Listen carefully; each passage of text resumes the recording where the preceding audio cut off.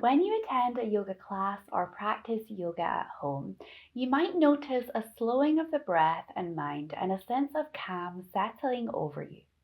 As you move through the poses and focus on your breath or sit in meditation, you might experience tension softening and thoughts quietening, and within that stillness and silence, a sense of peace and ease emerges. What is that sensation? This sensation is the quality of Sattva. Sattva is a state of balance and clarity and is one of the three gunas or fundamental qualities of energy that underpin all experiences. So these gunas are described by yoga philosophy. The gunas are the subtle forces that shape not only our thoughts, moods, and actions, but also the world around us. The gunas influence the way we perceive life, how we respond to challenges, and the way energy flows in the body and mind. Every moment is colored by the interplay of the gunas, and through yoga and meditation, we can learn to recognize these forces and respond to them. So in this video, I will be explaining the gunas or energetic forces and how they influence our yoga practice, our minds, and our experience of life.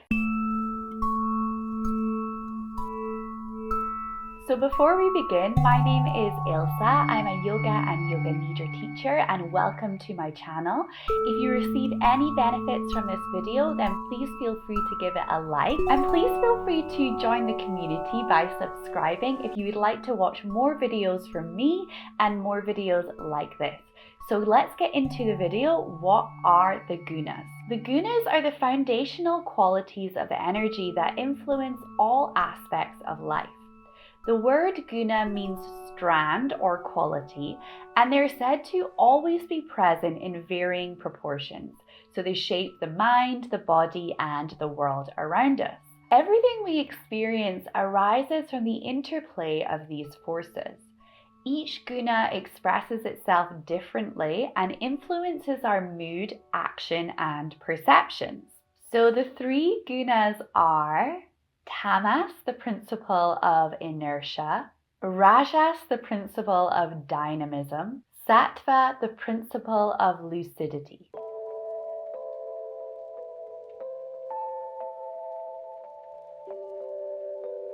So let's explore tamas. Tamas is associated with inertia, heaviness, and resistance. In the body, tamastic energy gives structure and stability and is found in the density of muscles, bones, and flesh. Tamas relates to solidity, stability, and mass. And in a yoga practice, tamas grounds the feet and helps with balance and steadiness in yoga asana or yoga poses. So when tamas predominates in the mind, we may feel lethargic, confused, and weighed down. We might be consumed by self-doubt, shame, and guilt. Feeling tamastic is the state of being stuck, resistant to change, or blaming others for our own circumstances. At an extreme, tamas can bind us to delusion and ignorance, making it hard to clearly discern or act wisely. However, the force of tamas is also an essential part of life. So tamas is essential for rest and recovery. Without the heaviness of tamas, we would not be able to sleep, relax, or create the space for healing within the body. Tamas is a grounding quality that gives stability and form, facilitating feeling rooted and secure. Movement and energy are key for balancing excessive tamas. Movement, shaking, walking, and fun and playful activities can help to shift the heaviness of tamas. Eating light foods, spending time in nature, singing and chanting, as well as engaging with uplifting activities, bring the vitality required to shift tamastic energy.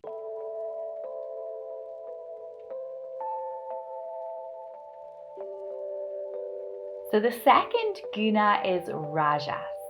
Rajas is the quality of activity, passion, and movement. Rajas is energy in motion, striving, transforming, and changing. So without Rajas, there would be no growth, evolution, or action. And in the body, Rajas fuels metabolism, circulation, and vitality. So this force brings strength and dynamism to the nervous system. So when Rajasic energy dominates, the mind is restless, ambitious, and driven by desires. So Rajas can manifest as creativity, enthusiasm, and excitement. But when it's in excess, it can manifest as agitation, stress, or narcissistic attachment. Rajas binds us to action, resulting in difficulty with stopping and resting. But it gives us the drive to act and create. This force motivates us to get out of bed in the morning, it fuels our ambitions, and motivates us to move, change, and grow. Without Rajas, there would be stagnation. The antidote to excess Rajas is slowing down. So gentle and grounding pranayama or breath work, meditation, and restorative yoga, these will all help to ground the agitation of excessive Rajas. So by becoming aware of our drive for motion and action, we can use Rajas to wisely fuel purposeful endeavors without burning the candle at both ends.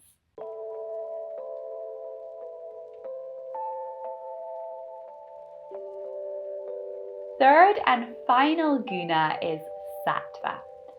Sattva is the quality of clarity, lightness, and harmony. Sattva is the state of balance where the mind is calm, perception is clear, and the heart is compassionate. Unlike tamas and rajas, which binds us to action or inertia, Sattva reduces suffering and opens the way to freedom. So Sattva brings vitality and ease and brings physical lightness, balanced energy, and absence of strain. So in a yoga practice, Sattva emerges as effortless movement, a steady breath, and a sense of integration between body and mind. In the mind, sattvic energy manifests as serenity, awareness, and discernment. So Sattva enables us to seek truth and peace, to act selflessly, and to rest in presence. Sattva nourishes the mind and spirit with clarity, happiness, and feelings of calmness. This force allows us to experience harmony within ourselves and with others, and it supports deeper meditation, insight, and freedom from suffering. So Sattva is the quality that enables spiritual growth. You can cultivate Sattva by making wholesome choices and living consciously, eating fresh foods, spending time in nature, meditation, devotion, and selfless service promote the quality of Sattva.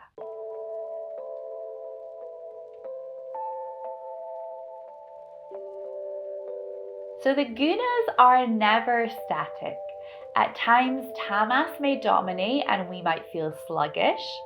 At other times, rajas may dominate and we feel restless. And sometimes sattva dominates and we may feel clarity and peace.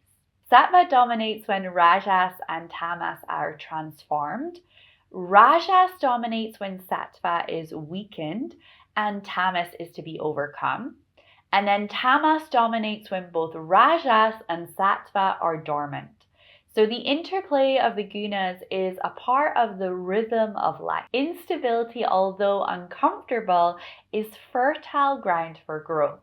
We can gain freedom when we become aware of these shifting cycles of the gunas.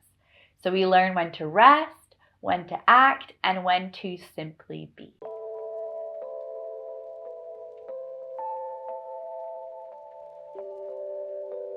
So our yoga practice reveals the dance of the gunas. So at the beginning of a yoga practice, tamas might weigh heavily, making our body feel stiff or resistant. Rajas helps us to push through inertia, and it fuels action and engagement. Over time, the practice settles into Sattva, a state of lightness, vitality, and mental clarity. So the yoga practice is rarely linear. We often shift between tamas and rajas with occasional glimpses of sattva that inspire us to continue. Yoga practice brings not only exertion of the body, but also penetration of the mind. This is where true transformation occurs. So the gunas are subtle energies underlying everything that we do, think, and experience. Each guna plays an essential role. So tamas grounds, rajas energize, and sattva illuminates. So life depends on their interplay. Tamas helps us to rest, rajas helps us to rise and act, and sattva helps us to see clearly. So the practice of yoga is not about rejecting tamas or rajas, nor about clinging only to sattva. It is about recognizing the dance of these forces within us, learning how to balance them, and cultivating the clarity to act with wisdom. Through yoga and meditation, we nurture sattva so that clarity and peace become more accessible to us.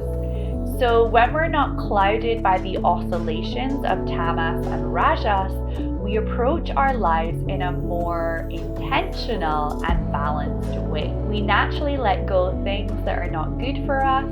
We begin to align our lives with our own values, and we become connected to our own inner guiding wisdom and our inner essence. So I hope you enjoyed learning about the gunas from yoga philosophy. And as always, thank you so much for watching, and thank you for practicing with me.